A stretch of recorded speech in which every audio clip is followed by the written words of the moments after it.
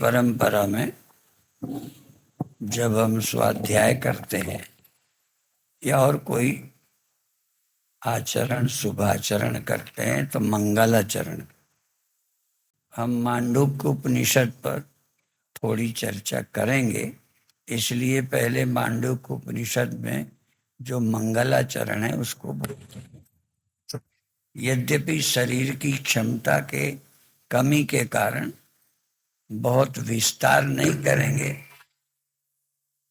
पर उपनिषद का मूल भाग, मूल सत्य आपके सामने रखने की कोशिश करेंगे, प्रयत्न करें। तो पहले वंदना का मंत्र बोल लेंगे। मंगलाचरण।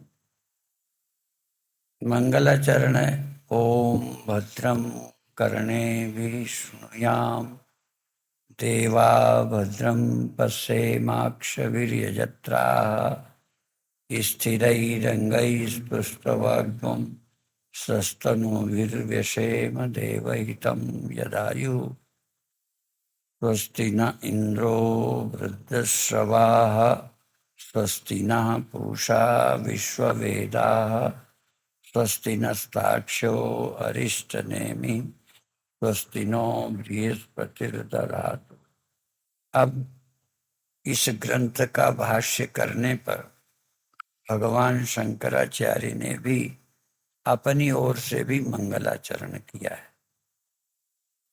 इससे ये हमें प्रेरणा मिलती है कि जिन आचार्यों के पद चिन्हों पर हमें चलना है, जिन आचार्यों ने हमें इस अध्यात्म की विद्या का प्रकाश दिया है, उन्होंने भी मंगलाचरण किया और उनका मंगलाचरण इस उपनिषद का सार भी है।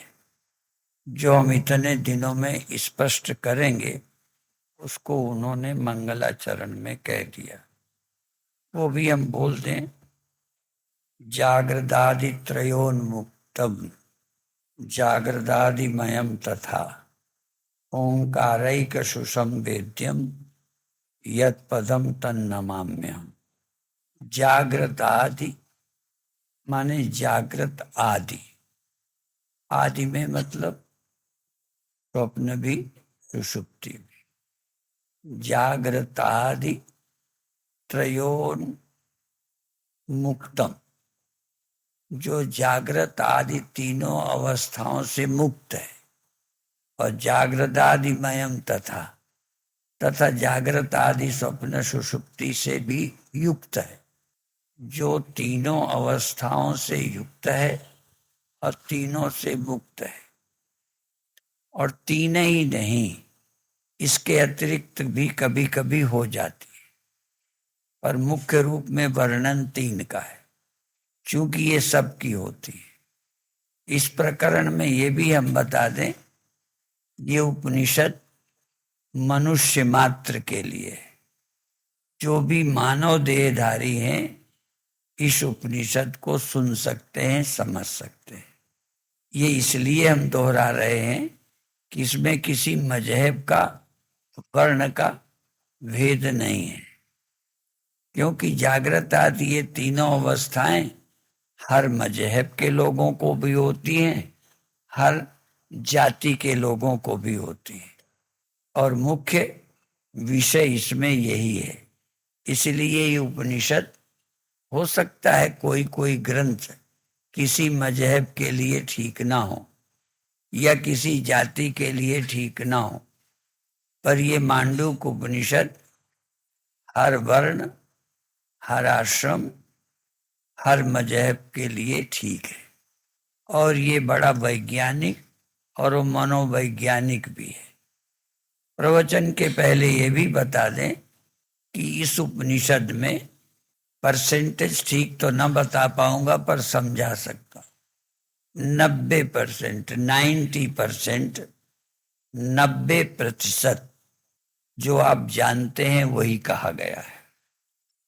जो आप जानते हैं, हम 10% कहें या केवल 1% कहें, वह बताया जाएगा जो आप नहीं जानते, बहुत थोड़ा सा। वैसे भी आप लोगों ने सुना होगा, हमारे संत महात्मा जब प्रवचन करते हैं कि वेद में 1 लाख मंत्र हैं। हमने नहीं गिने, हम तो कई बातें पढ़ी हुई हैं, कई अनुभव की है। सारे वेद हमने भी पढ़े नहीं है, लेकिन ये 1 लाख वेद मंत्र हैं, जिसमें 80 लाख मंत्र क्या करना है, क्या नहीं करना है, कैसे करना है, इस विषय पर बताते हैं। वह है 80,000। 16,000 मंत्र हैं। ईश्वर है, उसका भजन करो, याद करो, और वह परोक्ष रूप में है। ईश्वर के विषय में परोक्ष वचन है।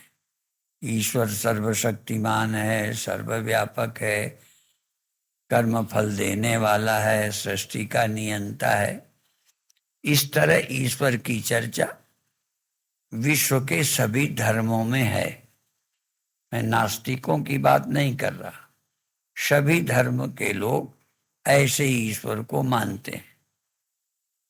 इसमें ऐसे ईश्वर का भी वर्णन है, इसलिए 80,000 श्लोक कर्मकांड और 16,000 का मंत्र ईश्वर के विषय में बताते हैं। अब बचे 4,000।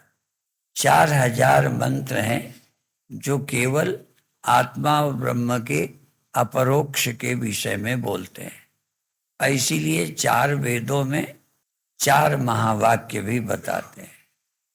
महावाक्य का अर्थ है आत्मा का सीधा अपरोक्ष कराते हैं।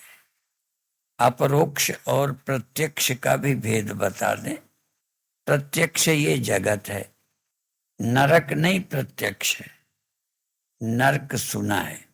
इसलिए सभी मजहब के लोग कहते हैं मरने के बाद पापी लोग नरक जाते हैं। नरक का वर्णन भी करते हैं, पर जो वर्णन कर रहे हैं कथावाचक, उन्होंने भी नरक नहीं देखा, जिनको सुनाते हैं उन्होंने भी नहीं देखा। अर्थात देह के त्याग के बाद किसी नरक में जाते हैं, स्वर्ग में जाते हैं, उसका वर्णन सनातन धर्म, हिंदू धर्म, आर्य समाज में भी है, सिख पंथ में भी है, इस्लाम में भी है, क्रिश्चियन में भी है। नरक और स्वर्ग का वर्णन है, पर उसकी अपरोक्षानुभूति नहीं होती। पर यह उपनिषद अपरोक्षानुभूति की बात करेगा। जिसे कोई मजहब का व्यक्ति सुन रहा हो तो ये नहीं कहेगा कि ये हम नहीं मानते, न मानने की गुंजाइश नहीं है। इसलिए ये हर रिलीजन वालों को, धर्म वालों को भी सुनना चाहिए। अब मुझे ये भी लगता है कि यदि उपनिषदों का प्रचार हो तो बहुत मजहबी लड़ाइयाँ खत्म हो सकती। जो मजहब के नाम से लड़ाइयाँ हैं वो खत्म हो जाएंगी। क्यों? पूजा पद्धति में मत अलग अलग है। किधर को मुख करके पूजा करो, किस मंत्र का जाप करो, किस आसन में बैठ के करो। इसलिए हिंदू किसी आसन में बैठ के पूजा करता है, सिख किसी आसन में बैठ के करता है, मुस्लिम किसी आसन में बैठकर पूजा करता है। मुस्लिम लगभग वज्रासन में करते हैं, और यहाँ तक मतभेद बढ़ जाते हैं कि हिंदू धर्म का आसन है, इसलिए एक मजहब का कहेगा इसमें हम नहीं बैठेंगे, ये इस दिशा को मुंह करके बैठते हैं, इसलिए हम उस दिशा को मुंह करके नहीं बैठेंगे। ऐसी बहुत मान्यताएं हैं, विरोध है। पर जिस उपनिषद की हम चर्चा कर रहे हैं, आज प्रारंभ कर रहे हैं, ये सबके लिए ठीक है। तर्कयुक्त भी है, मनोवैज्ञानिक भी है, वैज्ञानिक भी है, और अनुभव भी किया जा सकता है। स्वर्ग और नरक की तरह परोक्ष रहने वाला विषय इस उपनिषद में नहीं है। इसलिए आप सब बधाई के पात्र हो कि इस उपनिषद को जितना संभव होगा इन दिनों हम स्पष्ट करेंगे। यह जो छोड़ने लायक होगा, जितना विस्तार अभी उचित नहीं है उतना विषय छोड़ देंगे। जो आपके लिए उपयोगी है उस विषय को रखने की कोशिश करेंगे, प्रयत्न करेंगे। तो अब एक वंदना कहकर शुरू करेंगे। मंत्र है जागृतादित्रयोन्मुक्तम। जागृत आदि तीनों अवस्थाओं से जो मुक्त है। तीन अवस्थाएं होती हैं, पर इसमें क्या बताना, प्रयोजन क्या है? जो तीनों से मुक्त है और तीनों से युक्त है। और उसको जानेंगे कैसे? ओंकारैक सुसंवेद्यम। एक ओंकार के द्वारा, ओंकारैक सुसंवेद्यम, अच्छी तरह से ओंकार के द्वारा जाना जा सकता। ओंकार एक सुसंवेद्यम, केवल एक ओंकार के द्वारा ठीक से समझा जा सकता। जब हम राम नाम लेते हैं तो उसके द्वारा सब समझ में नहीं आता। जब हम और कई नाम लेते हैं तो जल्दी समझ नहीं आता। इसीलिए राम नाम का जब विषय आता है तो सिख थोड़ा उससे कटते हैं कि उस राम का नाम नहीं है जो दशरथ के पुत्र है, इसमें दूसरे राम का जिक्र है। और कई लोग कहेंगे उसमें कई ऐसे प्रकरण हैं जिससे दशरथ के पुत्र राम का वर्णन मिलता है। जैसे रघुनाथ, राम का अर्थ व्यापक कर लो तो रघुनाथ का क्या करेंगे? टेक एक रघुनाथ। तो अभिप्राय है कि लोग साकार भगवान मानने से कई कतराते हैं, पर इस उपनिषद में सभी कुछ स्पष्ट होगा, साकार भी निराकार भी। क्योंकि जो सुनाता है वो भी देहधारी होगा, जो सुनता है वो देहधारी होगा। तो ये जो सुनेंगे और ये जो मंगलाचरण हुआ, शांति पाठ किन्होंने किया? जो देहधारी है। इसलिए इस उपनिषद को भाग्यशाली लोग सुनते हैं और समझने की कोशिश करेंगे। इसमें वंदना करी, ओ ओंकारैक सुसंवेद्यम यत् पदम तन्नमाम्यहम्। जो ओंकार के द्वारा जाना जा सकता है, तीन अवस्थाओं से युक्त है और तीनों अवस्थाओं से मुक्त है, ऐसे को हम नमस्कार करते। नमस्कार करना ही मंगलाचरण है। तो भगवान शंकराचार्य ने भी उसको नमस्कार किया। उसका वर्णन आज शुरू करेंगे। यद्यपि कुछ भाष्यकार ने मंगलाचरण में और भी कुछ कहा है, उसको अभी हम आज नहीं लेते, क्योंकि लेंगे तो विस्तार हो जाएगा। तो आज हम केवल सीधा मंत्र बोलते हैं। ओम इत्येतदक्षरम मिदं सर्वं तस्योपव्याख्यानम भूतम भवत भविष्यदिति सर्वमोंकार एव यच्चान्यत् त्रिकालातीतम तदप्योंकार एव। आर्य समाज ओम को महत्व अधिक देते।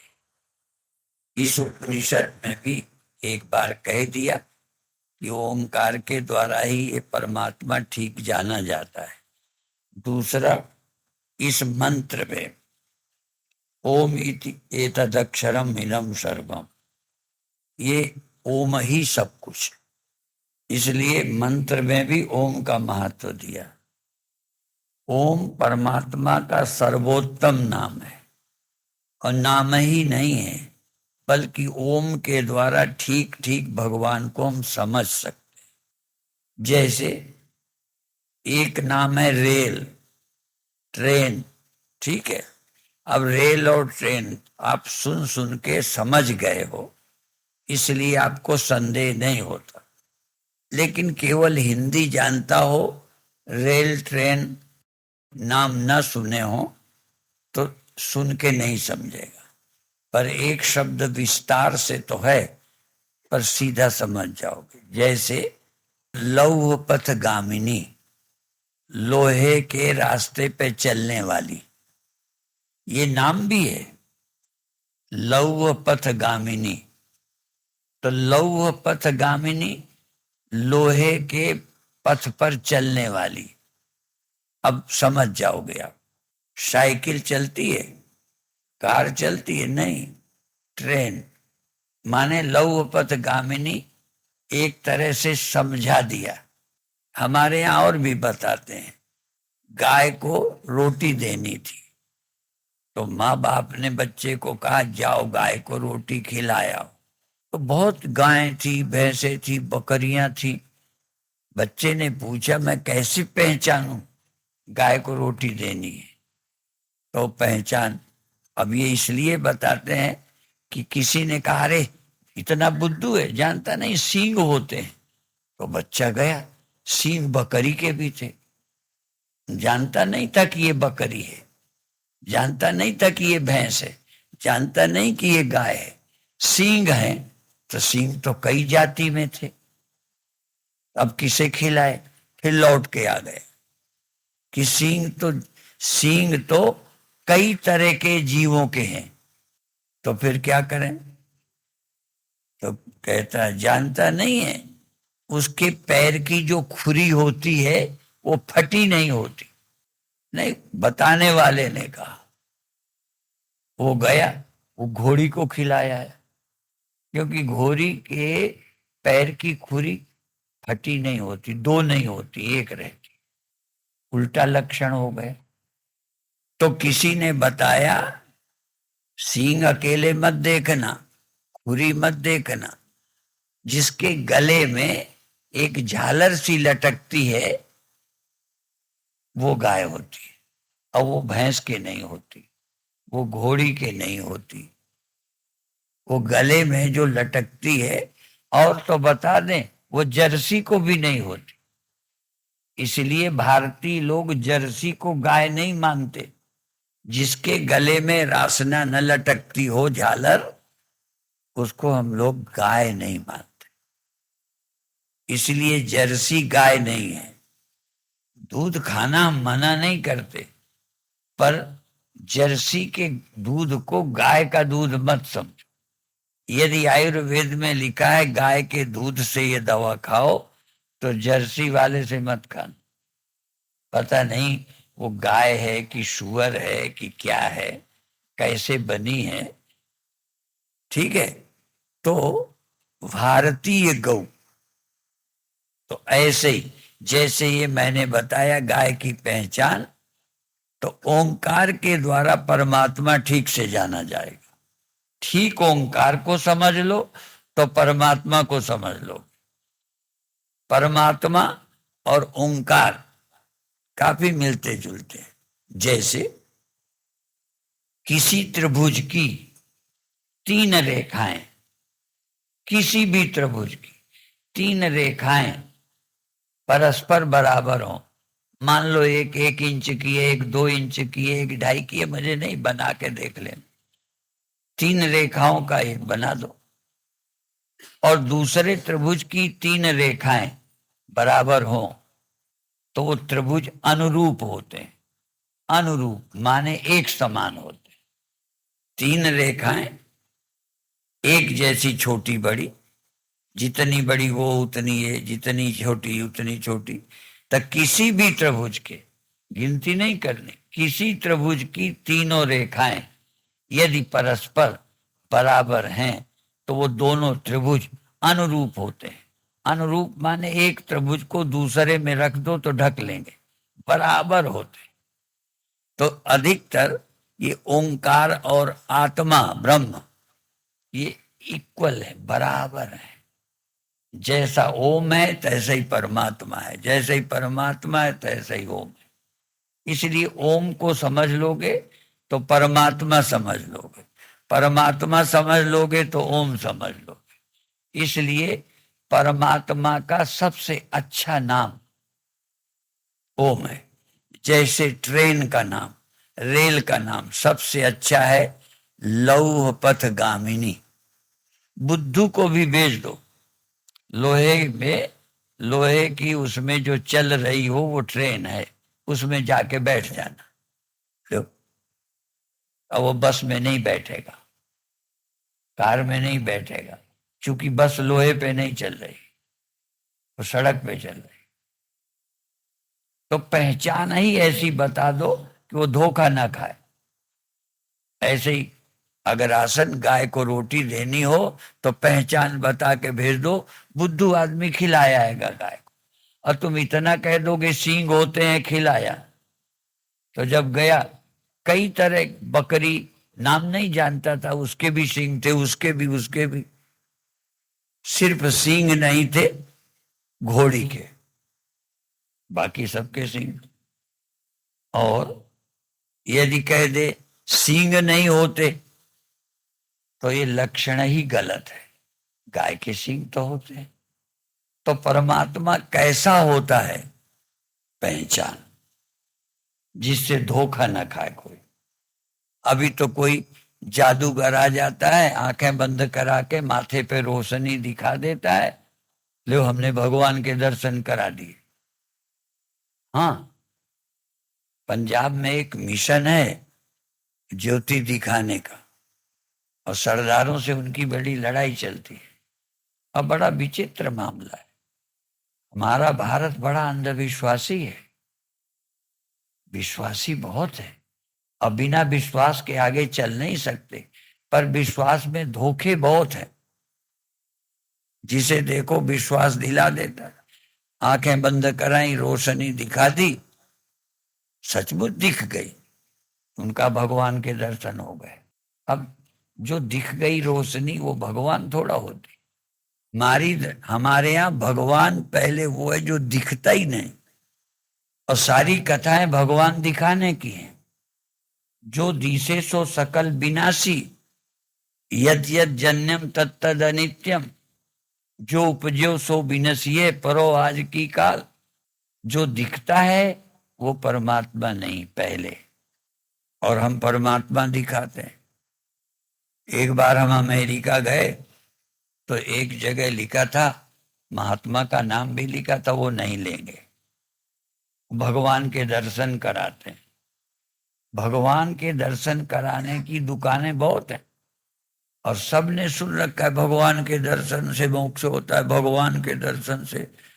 अब भाई दर्शन कैसे होता है ये भी तो समझना पड़ेगा। आंखों से होता है क्या? यदि आंखों से होता है तो जिन ग्रंथों ने दर्शन की बात कही उन्हीं ग्रंथों ने ये भी तो कह दिया है, न तत्र चक्षुर्गच्छति, वहां आंखें नहीं जाती। देखो ये दीवाल में आंखें जाती हैं, मेरे देह में आपकी आंखें जाती हैं, तुम्हारे देह में मेरी आंखें जाती हैं, तुम्हारे मन में मेरी आंखें जाती है ना। अब मेरे मन में तुम्हारी आंखें, तो मन तक में तो आंखें नहीं जाती, भगवान में कैसे चली जाएंगी?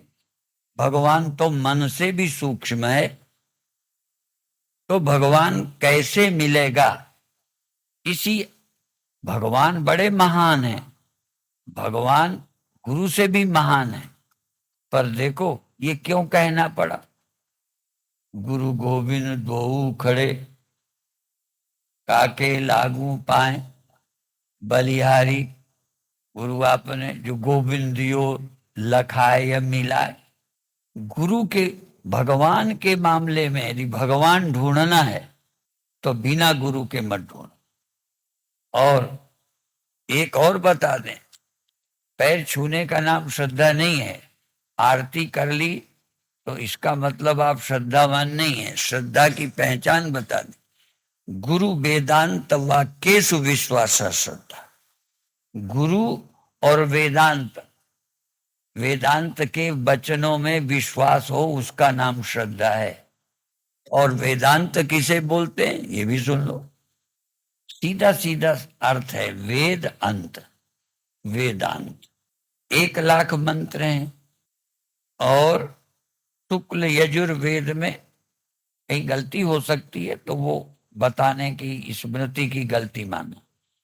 40 अध्याय शुक्ल यजुर्वेद के 40 अध्याय, उसमें से 40वें अध्याय का नाम वेदांत है। अर्थ समझ गया? 40 अध्याय हैं, 39 का नाम वेदांत नहीं है, 40वें का नाम वेदांत, और वो है ईशावास्योपनिषद। तो ईशावास्योपनिषद वेदांत है, मांडूक्य वेदांत है, और मांडूक्य में ही है अयम आत्मा ब्रह्म। अयम आत्मा ब्रह्म, ये आत्मा ब्रह्म है, ये मांडूक्य में कहा है। और आत्मा अपरोक्ष हो जाएगी, आत्मा अपरोक्ष हो जाएगी और आत्मा ही ब्रह्म है, बस ब्रह्म अपरोक्ष हो गया।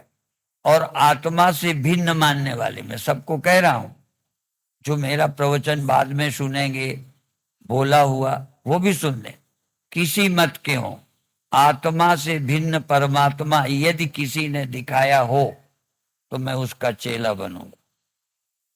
क्यों? आत्मा से भिन्न परमात्मा होगा तो या तो दिखेगा नहीं, और दिखेगा तो वो संसार होगा, नाशी होगा। जो दिसे सो सकल विनाशी। यदि परमात्मा आत्मा से भिन्न दिखा तो देहादि पदार्थ होगा, वो परमात्मा होगा नहीं, वो नाशी होगा। और आत्मा से भिन्न होगा, पदार्थ नहीं होगा तो दिखेगा नहीं। तुम्हारा स्वप्न मुझे नहीं दिखता, तुम्हारा आत्मा कैसे मुझे दिखेगी? तुम्हारी आत्मा मुझे, मेरी आत्मा तुम देख के बता दो। जब मेरा मन तुम नहीं देख सकते, मेरा स्वप्न तुम नहीं देख सकते, तो आत्मा या परमात्मा कैसे दिख जाएगा? इसलिए एक आत्मा का दूसरी आत्मा विषय नहीं बन सकता। मेरी आत्मा को तुम देख लो, तुम्हारी आत्मा को गुरु जी देख ले, इसलिए आत्मा का आत्मा विषय बनेगा नहीं। ठीक है? और यदि दृश्य है तो वो नाशी होगा, वो अविनाशी नहीं होगा, इसलिए ब्रह्म दिखना। इसलिए ये उपनिषद सबसे बड़ा वैज्ञानिक और मनोवैज्ञानिक। और यदि विश्व में कोई मांडूक्य को ठीक से समझ ले तो उसे संसार में कोई परास्त नहीं कर सकता, और वो किसी मजहब में भटक नहीं सकता।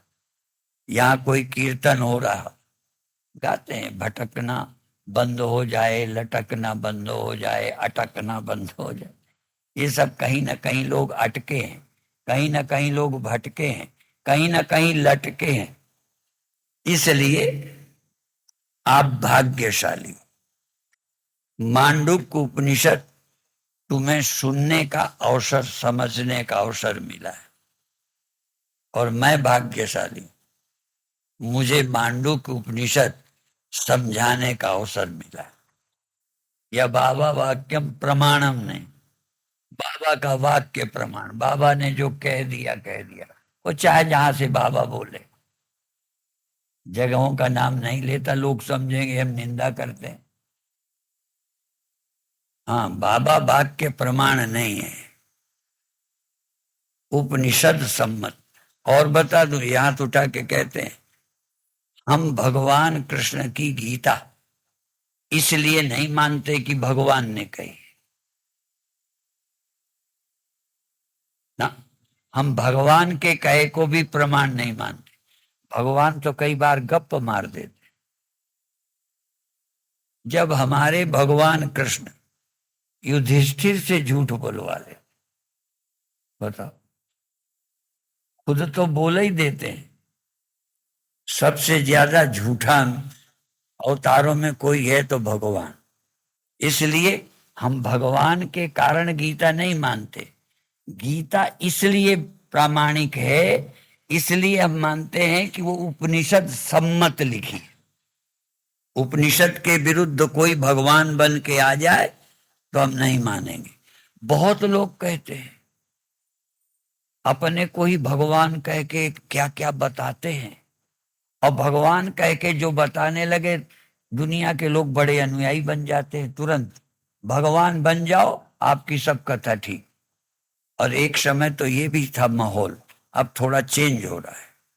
हमारे गुरुदेव तक कहते थे, कोई अधिकारी से बात करना हो, अफसर से बात करना हो, कहीं पेशी में जाना हो, कोई मेले एले में जगह लेना हो, अंग्रेजी आपको आती हो तो जल्दी प्लाट मिल जाए। माने अंग्रेजी में बोल दो तो लगता था ये अच्छा आदमी। अब बेचारा गांव का आदमी सत्य बोलता है, पर अंग्रेजी नहीं जानता तो उसकी बात कोई मानता ही नहीं। तो एक समय अंग्रेजी में बोला प्रमाण होता था। इसी तरह एक समय जो भगवान अपने को कहते थे, उनका बड़ा प्रचार है, तुरंत लोग उनकी बात मानते हैं, चेला बन जाते। ठीक है, हम किसी को भगवान मानने के विरोधी नहीं हैं, लेकिन जो अपने को भगवान कहता है वो क्यों कहता है ये बता दे। तेरा देह अविनाशी है क्या? तेरी अवस्थाएं सदा रहती हैं क्या? तू क्यों भगवान है ये बता। तो किसी के कहने से क्या होता है। तो बस आज भाई यही बंद करता हूं, और उनका भी लाभ ले सकते हो। आपको यहाँ लाभ के लिए बुलाया गया है, और उपनिषद लाभ, आत्म लाभ, ब्रह्म लाभ के लिए हम कथा करेंगे। वो लाभ आपको अपने आप मिलने वाला नहीं है। इसलिए जे 100 चंदा होगा, सूरज चढ़े 1000, एते चानन होनिया, गुरु बिन घोर अंधार। बिना गुरु के अंधेरा नहीं मिटेगा। अज्ञान अंधेर विनाश। अज्ञान अंधेरा तो गुरु की कृपा से ही मिटेगा। और देखो, दुनिया तो बहुत दिनों से है, बहुत दिन तक रहेगी। हर समय ज्ञानी गुरु नहीं मिलते, ये बता दें। और उपनिषदों, इसलिए हम भगवान शंकराचार्य के क्यों ऋणी हैं, क्यों कृतज्ञ हैं। गीता तो थी शंकराचार्य के पहले।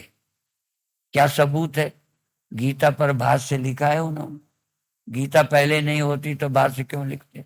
उपनिषदों पर भाष्य लिखा है, मांडुक्य पर भी।